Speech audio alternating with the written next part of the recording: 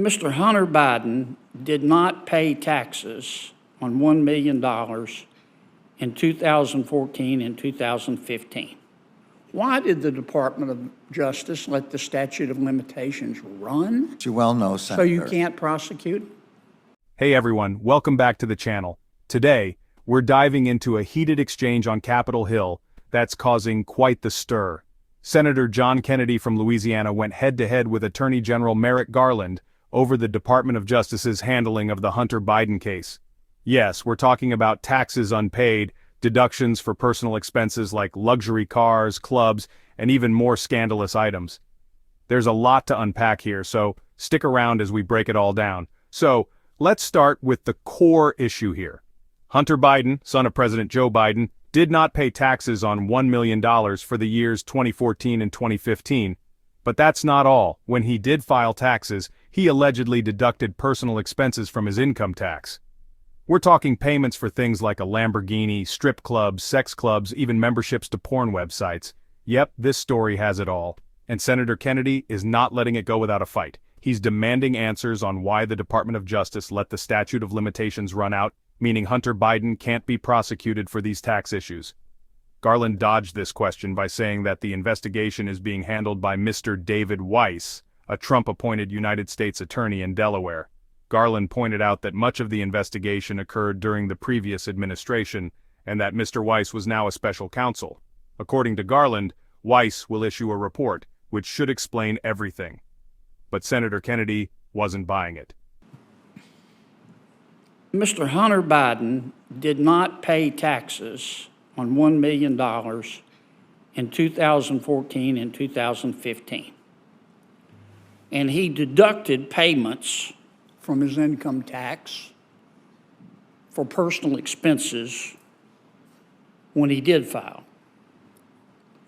For hookers, for a Lamborghini, for strip clubs, for sex clubs, for porn website memberships. Why did the Department of Justice let the statute of limitations run? As you well know, Senator. So you can't prosecute?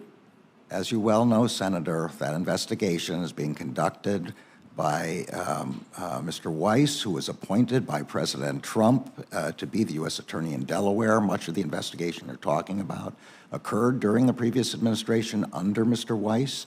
Mr. Weiss has continued his investigations. He's now a special counsel. He will issue a report which will explain those. So are you saying it's Trump's fault? Which will explain.